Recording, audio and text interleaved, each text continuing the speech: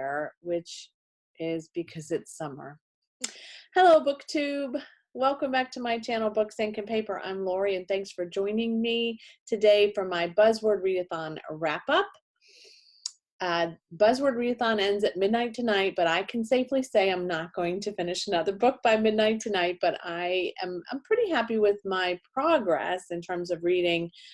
I wasn't as keen on the books that I read, so here we go. One of the books I wanted to read for the Buzzword Readathon is I Know Who You Are by Alice Feeney. I read Sometimes I Lie. I really liked it. I had a high hope that I would really love this one as well, and I didn't.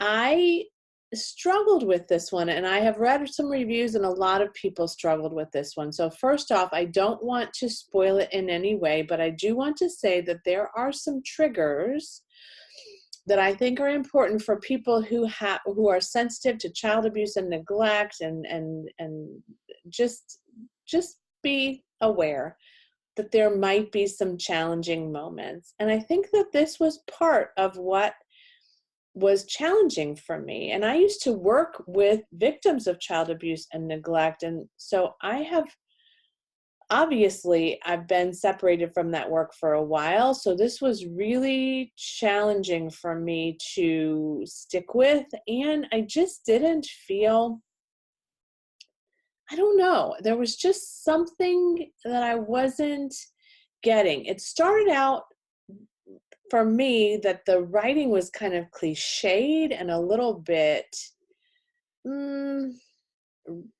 rudimentary almost, and then that stopped, and then I just wasn't, there were dual timelines for one thing, and the actress that is the main character, it went back and forth from her childhood to the present. That's a bit of a spoiler, I guess, although I think it says in the jacket a little bit that she struggles through her past, but essentially the plot is that she discovers that her husband is missing, and they'd had a fight, and she doesn't know what's happening. Plus, prior to this, she had a stalker, so there's already kind of a, oh, and this happened, and then this happened. Oh, but remember that this happened, but then this happened. And it was just really tricky for me. So I struggled. I didn't really struggle to finish it. I struggled to love it. So I liked it. It was okay. A 3 for me is it was okay. A 4 for me is I really liked it. A 5 is I loved it, and almost everything about it was perfect. I gave it on Goodreads a 3.5. Yeah, a 3.5. I really wish Goodreads had half stars. Then I listened to I See You by Claire McIntosh on Scribd. You can see I've reached the end. So I had not read anything by Claire McIntosh prior to I See You. This follows a woman named, oh my gosh, I just finished it today. What was her name? Named Zoe Walker, who initially when I read the synopsis I thought was a young girl, but I think there's some confusion on that aspect in different synopses that you might read.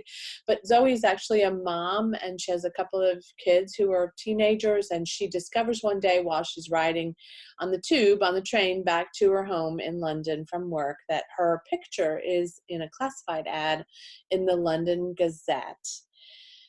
And she is a little freaked out by that, and she tells her boyfriend, and she eventually calls the police and lets them know. And there are some other women who are showing up every day in the London Gazette as in the classified ads, and there's a premise that in the ad that these are women who might want to be dating you, and so the company that is posting the ads is called Find the One. So it is a kind of I'm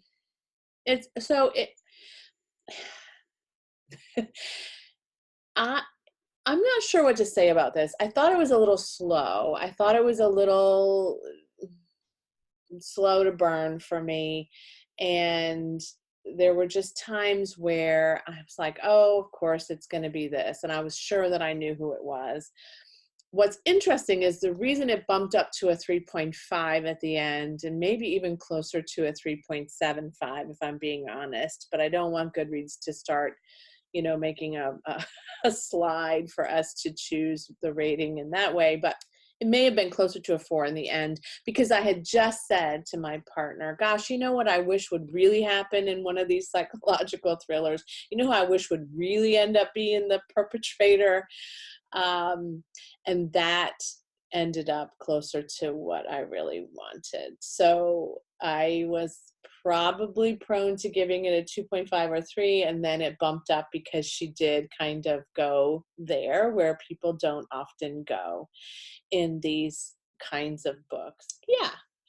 It was well written. The narrator was fantastic. It was a good plot. It was a good premise. This notion that people will find mates or sort of stalk people. There was a stalking component to it.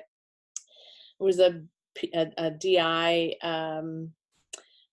investigator, Kelly. I don't know if she is in other novels of Claire McIntosh's, but neat character, but typical. I liked her, but a typical female investigator. She's got some stuff that she brings into it. And so there wasn't a lot new and fresh about it, I guess is what I'm trying to say, but I still did enjoy reading it, and I'm glad I did. And I'll take a look at the other couple of books that she has out on Goodreads.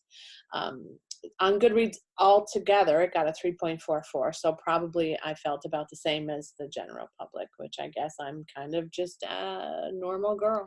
Then I started I'll Be Your Blue Sky by Marissa de los Santos. This is on my Kindle, but I also did discover that Scribd has an audiobook version of it. So in a moment where I thought, oh my gosh, I could pound this out and get this read by the end of the day and get 3 books read for Buzzword Readathon instead of 2, I had a moment where I thought that was going to happen, and it didn't. Let me tell you, this whole reading week was way different than I envisioned that it would be. Anyway, I'll Be Your Blue Sky. I'm just a little bit in, maybe a quarter of the way, 25% in or so, but I love it so far. I really do. It reminds me of Maeve Binchy. I'm not surprised that my niece recommended this to me all those years ago, because she loves Maeve Binchy and I do too. When I'm in for a light-hearted read, it's a great thing to have a novel like this. And actually, this is a great summer read because it has that kind of a vibe to it. So I'm not done, but again, I'm about 25% in, and I'm definitely going to finish it. I'm going to take it with me, carry on with it in the next couple of days. I'm on a plane in a couple of days. Definitely. How many times have I said definitely? Really want to complete this, regardless of the fact that the readathon ends at midnight tonight. So my wrap up is I read 2.25 books. I was marginally satisfied with 2 of them. I feel like this one will be, I'll Be Your Blue Sky will probably be closer to a 4-star read, maybe a 5. It could be a 5. And I am glad that I participated, and I really can't wait to participate in another one as well. And if you participated in the Buzzword Readathon, I hope you had a great time. I hope you'll share with me what you read over the last week, and I really do plan to participate in round 5. I enjoyed it, and I do think it's fun to read books that all kind of have a certain word in them, and I feel like Kayla from Books and Lala probably picks that word knowing that they'll all kind of maybe jumble into a certain genre. Like one time the word was lies. Probably a lot of those were psychological thrillers. But I'm excited that I'll Be Your Blue Sky was it's apparently more of a, I don't know, a lighthearted romp through a modern day contemporary story about a woman and her family, and so that's fun too. And I'm glad I kind of ended on that note, because I was a little bit tired of violence and murder and mayhem, so we all need a break from that. Thanks for joining me as always. I hope you will share this video, like it, and give it a thumbs up if you enjoyed it. Subscribe if you haven't already. Click the bell notification, which I haven't mentioned in a while, to get a notification of when a new video is up. And gosh, have a great, happy reading day. Bye.